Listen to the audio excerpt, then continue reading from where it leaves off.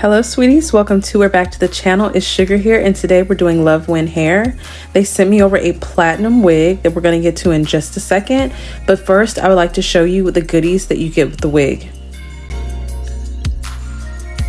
So you get 2 clips, a melt belt, a rat tail comb, and 2 wig caps and tape. So onto the wig. This is a glueless salt and pepper platinum wig. It is a 13x4. It is 95% platinum and 5% pepper with pre-cut lace, and it's pre-plucked. On the inside, this is the frontal. You have 3 combs in the front, a glueless band, and in the back you get 1 comb and a wig grip.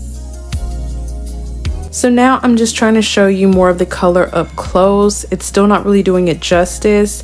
This wig is platinum, but like I said, it has that 5% pepper, so you will get these little gray hints here and there. Almost the color as if you tone the hair a little bit longer and it starts to turn that silver color. So now I'm just toning the lace. I did not tint the knots. I do have a video of me tinting knots on another blonde unit if you want to check that out. But this is what we're doing. This is how it came out.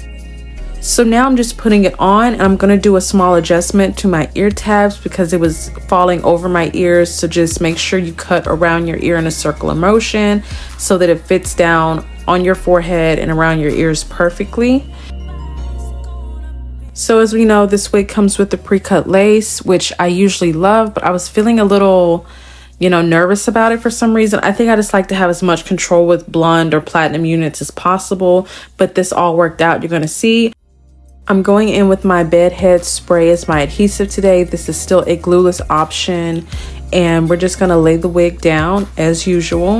I'm going to blow dry it a little bit to get that a little tacky, so it's better to work with because like I said, this has no lace. It's like very back to the hairline, so I needed a little help. Usually I would just put it on, blow dry it after, but it needed to be a little bit tacky because I'm working with no extra lace. So I just took my time, put it down, tied it down, and it all worked out.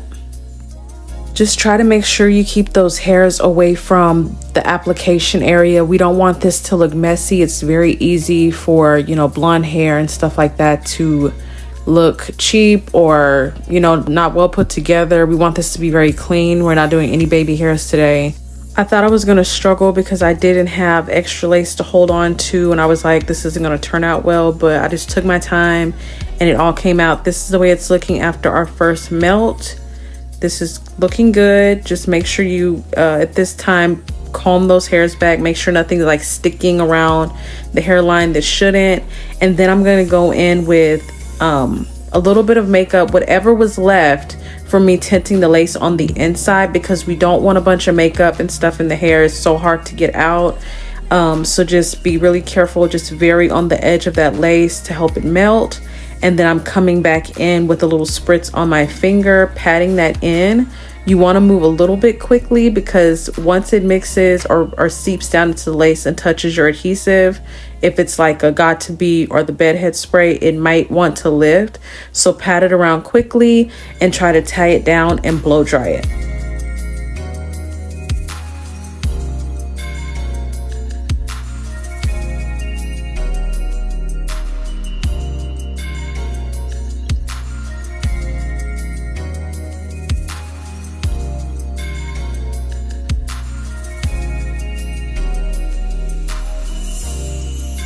So here we are after our final melt. This is how it's looking. Again, you will see me repeatedly trying to keep the hairs back and make sure that they're not stuck to my forehead or getting stuck in the adhesive while I'm working with it or the spritz. But this is the final time I'm doing it, just making sure everything is going back and it looks melted as possible. Again, these are wigs, but we want them to look as realistic as possible, not to have any liftage or lines of demarcation. So now this is what it's looking like up close. I'm pretty satisfied with that. And now I'm going to go in with my big curling iron. I'm not really so much a bone straight girl. So I just kind of want to put a little something in the hair rather than it just be straight.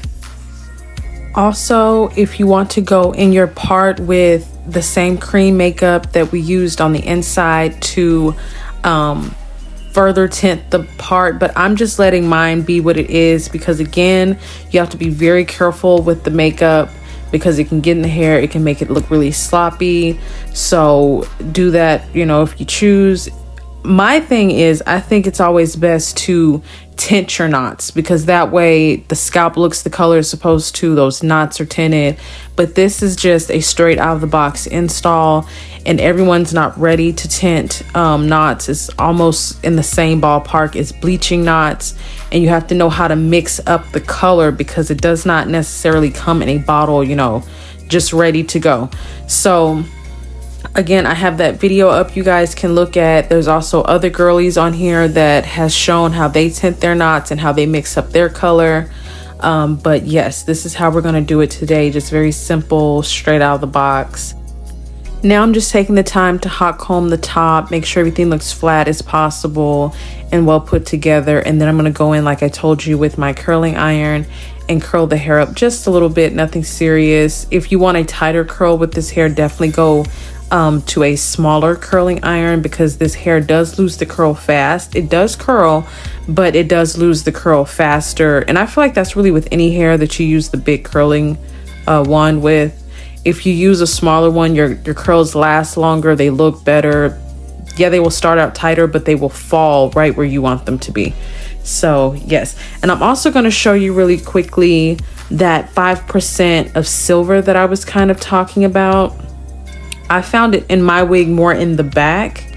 It wasn't so much in the frontal or the other hair. It was kind of right here. You can see those gray and silver strands. I don't know if all the wigs are the same or they kind of come out in various ways, but I just kind of want to show you what I meant by 5% pepper. So after finishing off camera, this is how it came out.